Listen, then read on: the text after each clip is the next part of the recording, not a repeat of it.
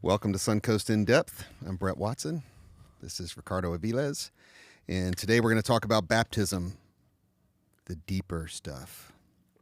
First of all, I've really missed these. Me too. Yeah, I'm glad we're hopping back in. I know. Yeah, I've really missed it. Yeah. We finished the book and then wasn't sure where to go I know. from there. So, We just need another book. yeah. Something. One more thing covers the sermons, and that's what we're doing in class. So. Right. But there's plenty to talk about, that's for sure. 100%. So, I had to narrow it down to some things. And since I had the privilege of baptizing my grandbaby, my granddaughter, 3 weeks ago, I thought, Which you don't really love being a grandparent at all. no, it's really kind of a hassle. But Yeah. you got to do what you got to do. I guess so. Arlene just got me a T-shirt that says, "You can't tell me what to do. You're not my granddaughter." There you go. I mean, I have never seen you so happy in my Yeah. entire life when you're around that baby. Yeah, I think you're loving it. I am. I'm loving it so much. And Arlene's worse than I am. It's just, it's amazing. Oh, yeah, of course. Yeah. Yeah. Yeah.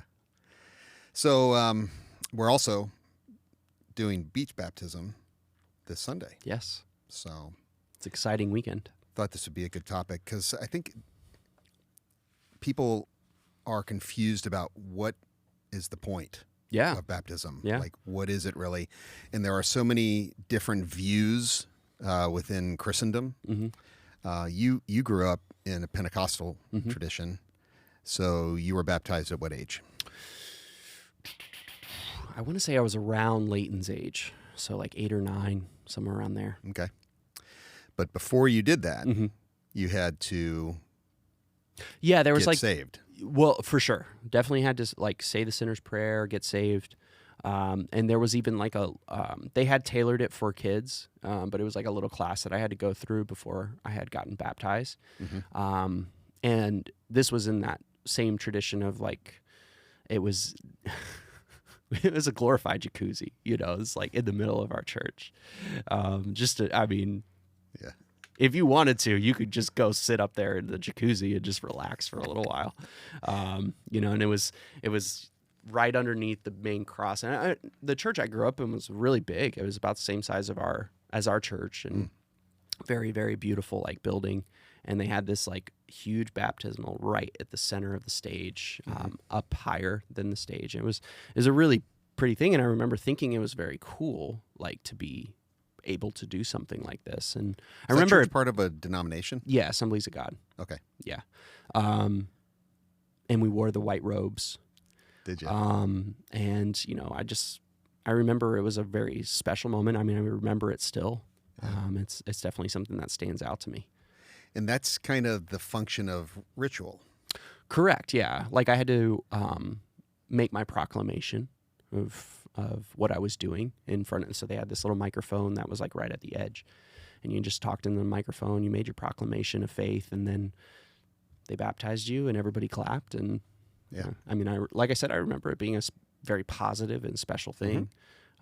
It wasn't anything too traumatic. Yeah.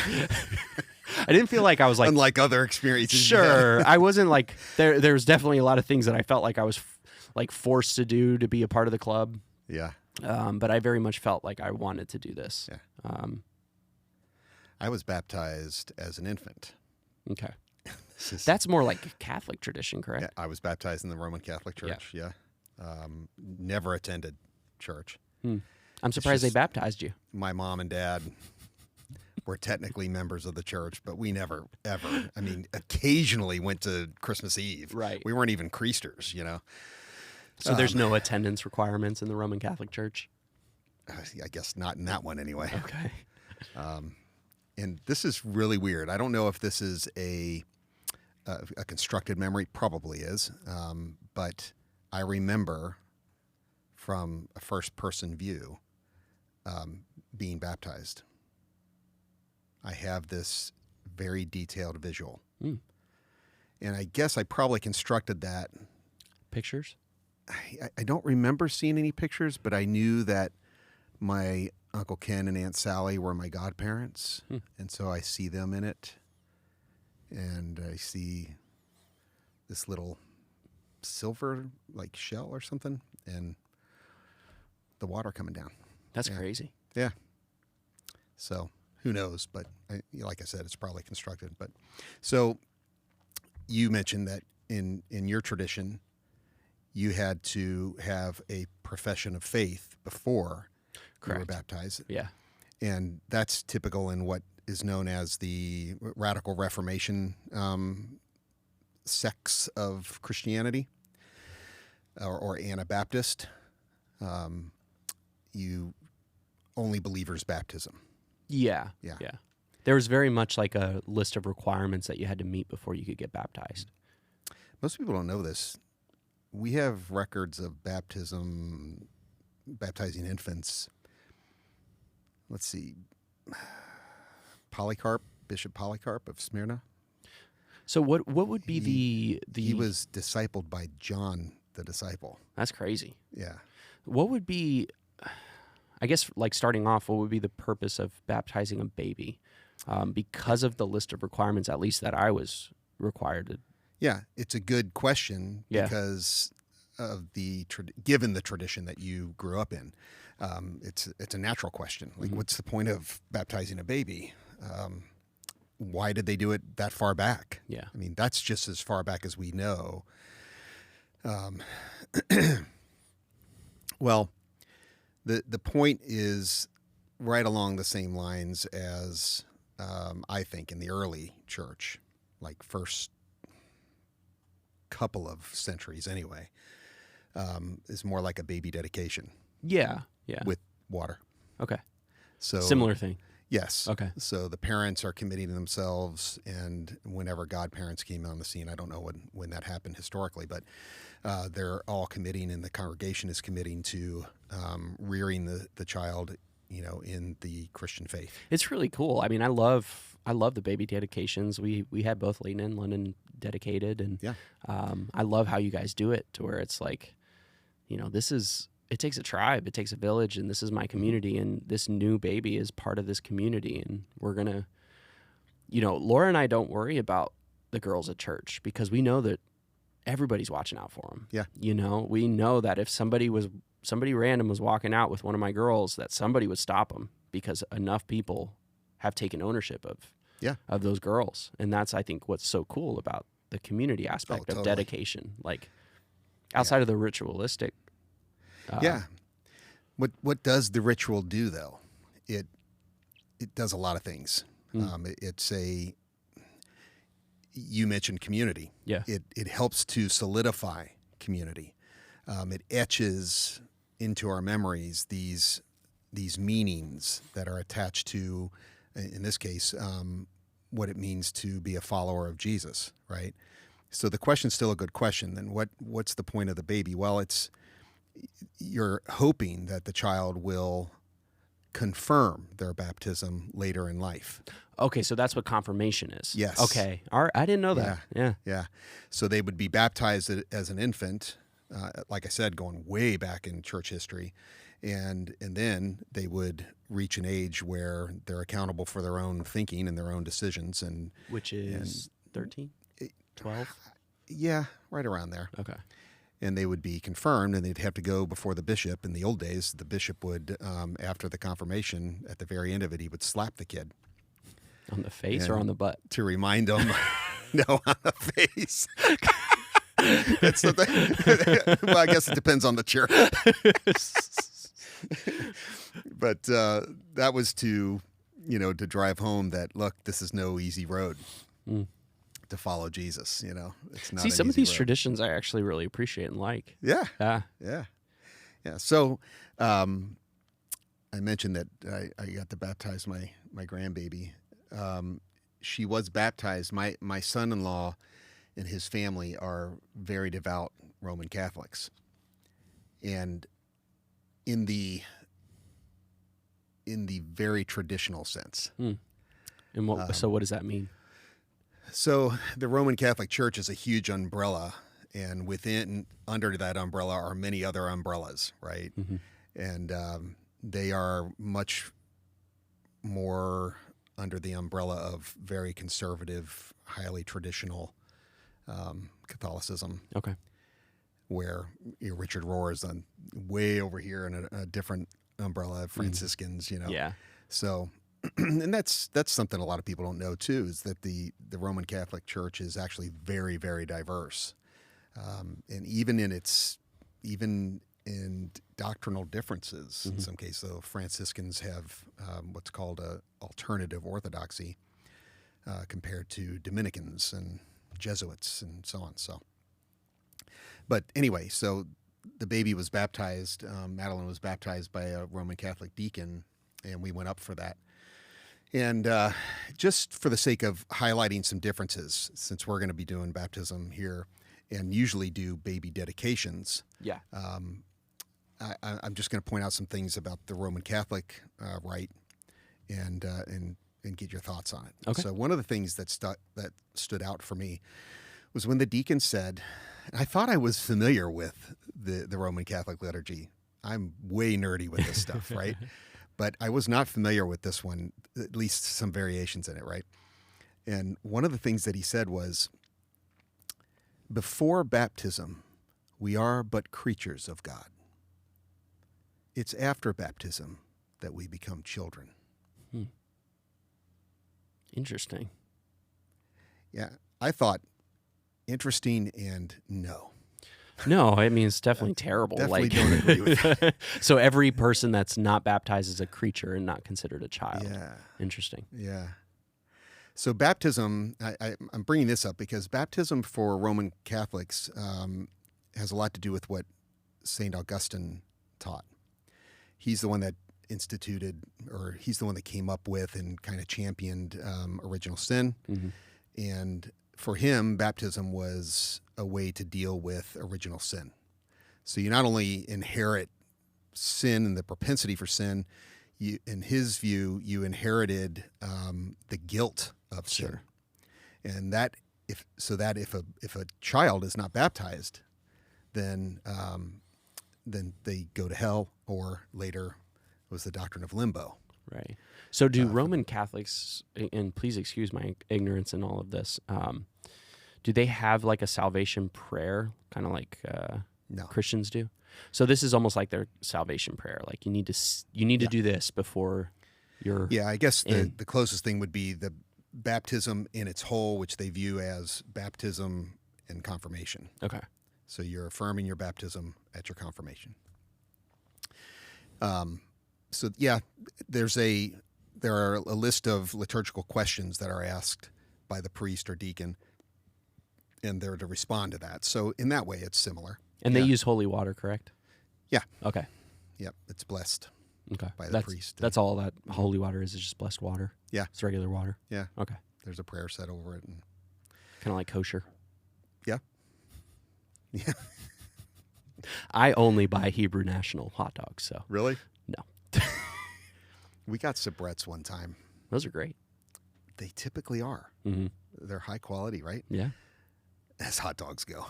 But one time we got some, and I've never been able to eat them since. Well, then don't tell me. Those are my favorite.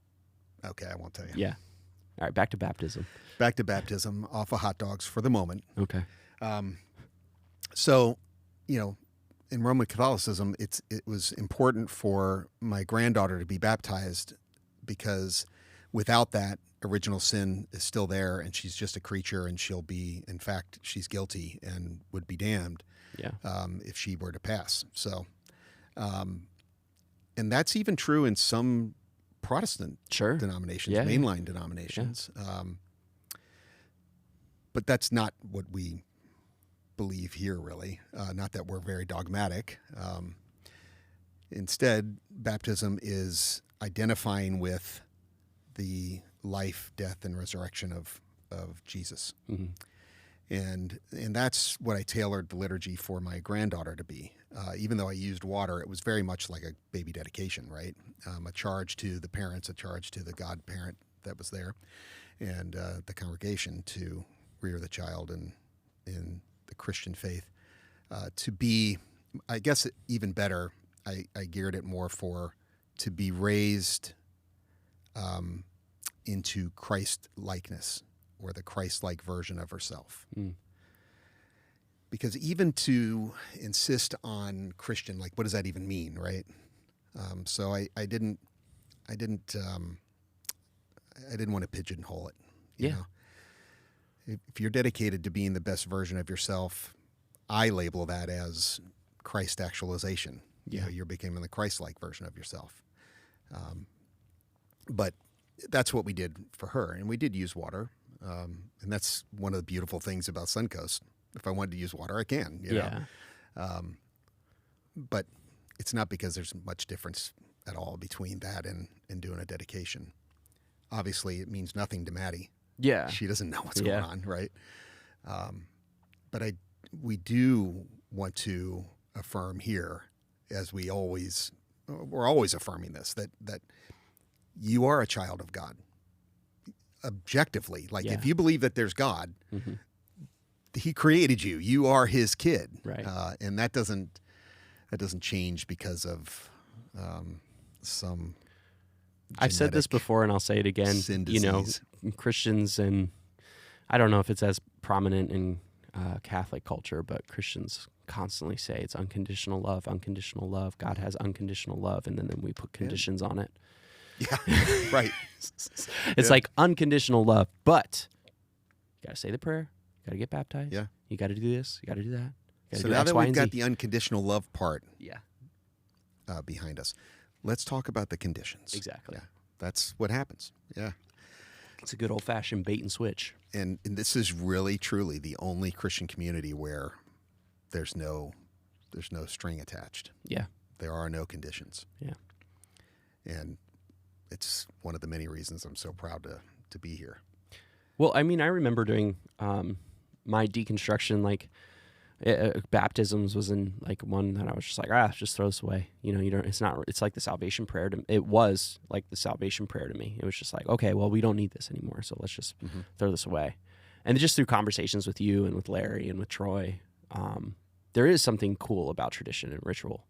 Yeah. And putting that piece back in your life, but with a new lens and a new meaning. That's it. Because you are doing something that Christ did. He chose to do this very specifically. And it's a really great story in the Bible, you know. The imagery that's in that story is, you know, it's really cool. You know, he comes to John the Baptist, and John the Baptist is like, you what? I need to be baptized by you. Exactly. Yeah. You know, so it shows the humility of Christ right off the bat, which is just amazing. You know, he's just like, no, I want you to do it. Yeah. And then they have, you know, obviously he has this moment, and then this dove appears in the sky, and it's a really cool story, really beautiful moment. And I view that story as this is Jesus identifying with us. Yeah. And just as we go to baptism and identify with Him. Right. So I think if we could take out some of the baggage that's placed around the baptism as like a requirement, you know, like a magic trick. Or a magic trick, yeah. And just view it as just like we do with anything, like being Christ-like and taking this moment for what it is. I mean, I just love when you guys do the baptisms and you see people come out of the water, and there's just, even though it's hard to tell, they are crying. Like, they're having this super spiritual moment. Yeah. And you're just like, okay, this is cool. Like, this is really cool. You can strip away the baggage and all the list of requirements, like what this means, but man, it is a very, very cool. I mean, we're going to Israel, and I have every intention to do a baptism there. Like, I want to. Like, I know the water's cold, but man, how cool is that going to be to like be baptized in the Jordan River? You know, like that's a pilgrimage that I'm just so excited about taking. And we did that in the Galilee, and I guess you guys probably will too. Yeah. And that's not where Jesus was baptized. The site where Jesus was baptized, I guess you can't do it there, but it's still like just like being in that place. Oh yeah. You know, I don't know. I fully plan on doing it because I would really like to. And that's why the church calls this a sacrament. You know, so what does that mean? Church. It's where it's kind of like where the it's been defined as the visible the visible representation of the invisible grace. Say that one more time. The visible of the invisible grace. So the visible representation of invisible grace. I'm gonna write that down. That's a lyric right there. Yeah. That's a bar. And but it's also because there's the view that and this is pretty old, this view, that it's a connection. It becomes a connection between what we see as a separation between the physical and the spiritual. There really isn't one, but it's all just reality. But they saw it as this is where you become aware. You mentioned last night at Encore, it's not that God isn't present or he shows up suddenly. It's that It's our your awareness. awareness is raised. Yeah. And that's what rituals do. Yeah. Just like the Encore Music the is a music ritual. last night. Absolutely. I mean, there's a super spiritual aspect of music. Oh man. Not just Christian music, music in Just general. music in general. It is a thing that can take you on this amazing journey. The effects on the brain that Yeah. they've seen, it's kind of mysterious. Mhm. I remember listening to Jordan Peterson talk about it, and he was just like, it's a mystery. Yeah. But yeah, And music so- is powerful that way. You know, these rituals, there's a reason they're rituals, right? Like we've put so much dogmatic belief surrounding these, but there is something. That's why I hold on to worship. I mean, worship is a spiritual experience, and you take out the fundamentalism of it and the requirement. Like God requires us to praise him. Right. He's requiring it. And how is that praised? Yeah. I don't know. So no, it's a spiritual experience every Sunday. Yeah. And those encores are amazing as well. Yeah, it was. There's that connectivity and the movement and just viewing all of your community and just in this moment and having this spiritual moment together. It's the same thing And with man, last night the energy was just really good. that. Oh yeah. Yeah, it was great. You guys, but then leading everyone else, the whole group that was there, the energy was just so good. I just could love hear people singing, and Yeah, I love looking out and people see and just seeing people smile. You know, like Yeah. even if they don't know the words, they're just happy to be there. yeah, And I think baptism can be something similar. You Mhm. know, like this is a really cool spiritual ritual that we get to do and participate in, and how special it is for you guys to be able to do that with people. yeah. So like. One of my favorite things. So how would you redefine baptism through this new lens that we're There's- always constantly talking about? I mean, obviously, the summation of the ritual for me is, as I mentioned, identifying with the life, death, and resurrection of Jesus, right? Yeah. That pattern that is always true, as Richard Right. Rohr calls it. And you see this all over nature and throughout the cosmos. Mm-hmm. Life, death, resurrection. Yeah. And so why use water? Christians aren't the only ones that do that. The Jews did it. Mm-hmm. The Hindus do it. Mm-hmm. It's all over the place. Yeah. Buddhist. Start looking into other world religions, and you'll realize there's yeah. a definite pattern. Yeah. Christians aren't the only ones that do some of these things and have some of these stories. Think about the way that water is, what water symbolizes in the scriptures, Mm-hmm. right? So many things, but it ranges from life to death. And resurrection. Yeah, Yeah. it does. So you have the Spirit hovering over the waters of chaos Mm-hmm. in the very beginning of the Bible, and then bringing order and life to that whole thing, and Death through the then- flood. and then death through the flood. Exactly. So it's a powerful symbol, Yeah. kind of the way that music is, Yeah. if you attach the meaning to it. And that's what happens in the ritual. The community that's gathered, they remember. Ritual has a psychological effect. It must create new neurological pathways or something. Yeah. It cements it into your mind. It reminds too. And so when we do communion, same thing. Yeah. It's just a reminder. I get asked all the time, like, you guys are a pretty progressive church. Why do you still do communion? Yeah. No kidding. Yeah. Why don't people ask me these things? I have a younger audience. I don't know. Yeah. My friends are younger. Yeah. Thanks. I'm just messing with you, dude. Thought I was your friend, but that's You okay. are. You're one of my great friends. I love you, Brett. But yeah, no, the communion thing, because it is such a traditional thing. And I tell people, I think there's some really cool aspects of tradition if you can take away the baggage and the negative behind some of these traditions. But, for me, communion is just a great reminder to be thankful. Thankful for the life of Christ. Absolutely. I don't view it as, what he did was like a sacrifice for an atonement to an angry God that most people would contribute communion to. But it's a moment to just stop and pause and say, thank you for this little piece of bread. Thank you for this little cup of water or wine or juice. Thank you for your self-sacrifice of Thank love. you. Exactly. Thank you for all the things that you did in your life. And it's just that moment of just reflection. Yeah. Because we don't have that. We have to force ourselves to do that. Mm-hmm. Like we have to literally like think about it. Like, Ricardo, stop, put your phone down and just be in this moment. And that's why I think meditation is such a great practice. And that's why I think there's such a value to something like communion, because there is no distraction. There is just the moment, and taking time to reflect on the life of Christ. And you guys do such an amazing job with communion as well. Just remembering the sacrifice that Christ made to show the world God's love. I even use Hebrew.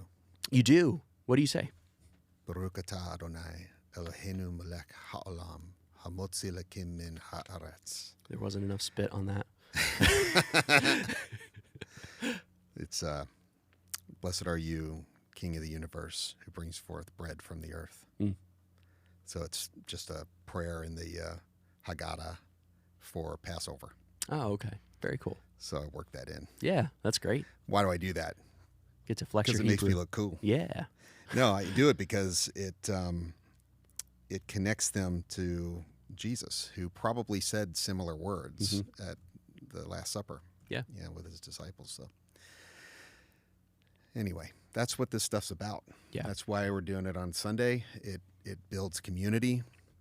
It etches the importance of that community in our communion with God into our minds, and just makes life better.